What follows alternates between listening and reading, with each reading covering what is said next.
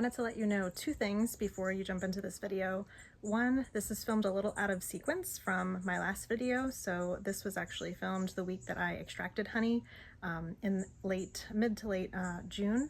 And the other thing I wanted to let you know is that this coming Saturday, July 13th, I am presenting Permaculture Design in Apiaries and Pollinator Gardens, and that's at the North Carolina Beekeeping Association, their summer conference, which is in Pinehurst, North Carolina, and that's at 11 o'clock.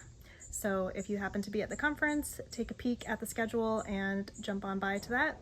And if you aren't planning on going to the conference, I'll leave a link to the Beekeeper Association group, and you can take a look at some other sessions, and maybe you'll decide to go.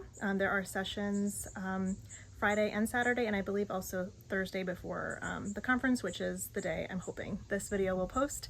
And feel free to reach out if you have any questions about it. Welcome back to 5 Acres Honey Farm. I'm Tara Lynn, and today I'm going to be sharing 7 things that I do before extracting honey to make today, which is extraction day, a little bit easier on myself. So I am literally just about to get changed and head out to the hives so I can show you a little bit of how these different things put into place are able to help make this day a little bit easier for me, especially since it's very hot out. It's not as hot as yesterday, which was intentional with me taking this time off today.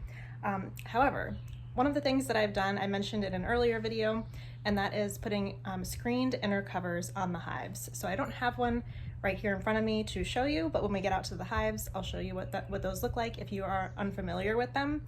But it allows a lot of ventilation for the colony, so it helps the bees have a better opportunity to get the honey to the right moisture level that they need before they decide to cap it. So I put those on about a week or two before I'm planning to pull the supers off. So those are already out there. But what I make sure I have, and right now I have more hives than I've ever had before. I actually have 11 now. So since my last video, more colonies have just kind of happened here. So so one of the things that I made sure to grab were solid inner covers, because what I'm going to do today is I'm going to pull those.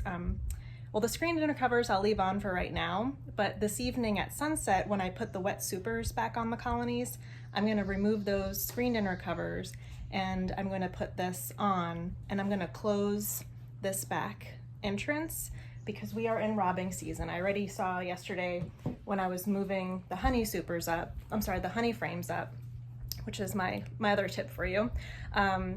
I noticed a carpenter bee came by and immediately tried to start robbing them, and it was immediately covered in many angry worker bees, and they were able to remove him. But that kind of brings me to my second tip for you, which is what I do is in the week before, because there's so many colonies right now, I can't do it all in one day, is I go through the colony and I get an idea of how much honey that colony has.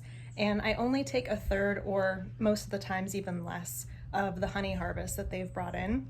And that's what I was doing yesterday. I was also looking specifically for frames that I know have foundation, have the wire foundation, because I don't really want to put the frames that I have with no foundation in the extractor. And those I'm going to reserve to either keep in the colonies that they are from, or I may be distributing them among other colonies that need a little bit of food right now. Tip number 3 is I have my robbing screens ready. So these kind of come in different styles. I actually have a plastic one I'm going to be trying out for the first time. But these allow, this one only has one entrance on the bottom. I'm not able to move it because the store that built it, they screwed it on way too tight, so I have to get that loosened before I put it out there. But with these robbing screens, what that allows is if a colony suddenly becomes a target of other honeybees or hornets or carpenter bee like I experienced yesterday, and those robber bees are starting to flood the entrance, you can just close the colony. And so it's a lot easier to just close the door when it's not that screwed on so tight, rather than go over there and stuff towels into the entrance and squish bees and have a little bit of trouble with that. So those are on for that, and then it allows you to then open the top entrance a little while later so that the bees can leave, and then that home colony will learn that upper entrance is theirs. So they'll start to use that. And the robbing bees, somehow they're not smart enough to understand that they can get in that way. So it really helps minimize issues among the colony and reduce unnecessary stress for them. My other tip is to collect cardboard, large pieces of cardboard, enough that you could rest a super on, and that you could put cardboard on top of the super. So having enough spare pieces. So fortunately, this past week I had some big things. I got another chest freezer for the hunt, for the beekeeping equipment.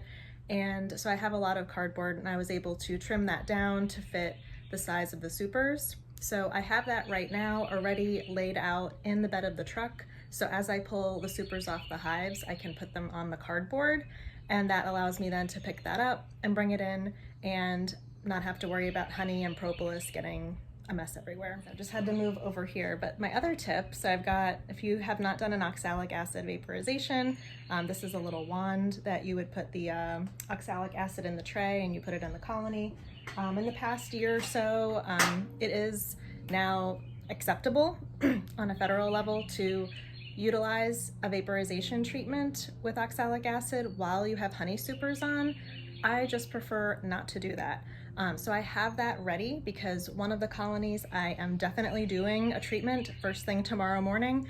And I also have inside, I have Apiguard, and I'm treating all of the colonies with Apiguard. It's a thymol application, and that I've been waiting for extraction day before I put that in the colonies. So that's something that I'm not going to put on today because I don't want to do a little bit too much. I just want to focus on the honey. But this week, as I inspect the colonies, I'll be leaving them with a tray of the Apiguard so that can work for the next few weeks and hopefully get some mite numbers down if they're having some trouble. Okay. I've moved inside for my other tips. So my other tip is to get paint strainer bags. And this is particularly helpful if you are processing and harvesting wax cappings. What I do is I have food grade bucket, and I line it with the strainer bag, and then as I am uncapping the honey frames, then the mess will fall into the strainer bag rather than having to scoop up all the wax. I don't use an uncapping knife, but if you were, this would be perfect because you could just put all the cappings right in the strainer bag. I use a roller, which I've got over here, and this roller, it just punctures holes in the cappings so that the honey can be extracted, because I don't harvest the wax from the cappings. So it's a little bit less of a mess to clean up when I'm done.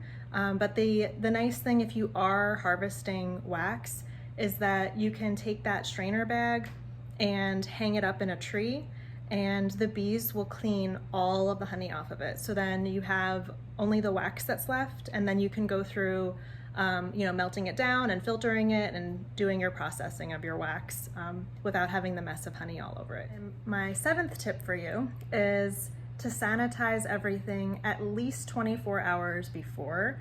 I like to get everything cleaned 2 days in advance, just to allow time for any particular moisture that might be on the roller, or I have a filter with really large holes in it, just to make sure it has evaporated, because I don't want that moisture impacting the moisture of the honey. I've got all the buckets sanitized, everything is ready. So today is more of just pull the truck up to the colonies, get the honey off, get the bees off, and get it inside because it's getting hot out there, and everything's just ready to go. This is the screened inner cover I was telling you about, and they actually started to put a little propolis in some of the squares here. I prefer not keeping these on the colonies throughout the summer because of robbing, and yellow jackets can get through. Figure while I cool off, I can explain a little about how much honey is in each box. So I run 10 frame Langstroth hives, but usually by this time of the year I can't fit 10 frames in each box because they build them out so much. And I have like 8 to 9 frames in each box. They weigh 5 to 7 pounds each, plus the weight of comb, plus the weight of the boxes and the wood frames. So anywhere from 50 to 70 odd pounds each. And that doesn't mean that I'm extracting from all of these frames. Majority of them I am, but just for ease of organizing this past week, I moved all the frames that I'm harvesting from and using for other colonies up to the top. So that means now that once I get them in here and can organize them in air conditioning, I can actually split them apart and I can bring some honey frames over to some colonies that need it. But since we are moving into a season of dearth, and I already noticed this behavior yesterday, but it is robbing season, so carpenter bees are trying to get in there. You've got other honeybees trying to rob them out. So I am not moving honey around until sunset tonight. It'll be a lot cooler then. And so I'll be getting everything back out then. I also have robbing screens, so everybody's getting a robbing screen, and that helps deter the robbers as well.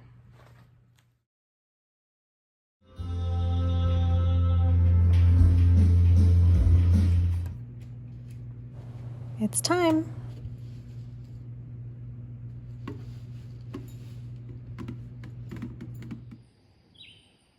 It's the next morning and the bees will clean the extractor and then I'll hose it off. I let the honey rest for 2 days in the buckets with this plastic wrap on the surface, and that will collect any sediments. This is what I call bottle zero. I do this every year. I will get the first bottle for myself. It's bottle zero of the harvest, and I have them all lined up on the shelf. Thanks for watching, and I'll share more next time.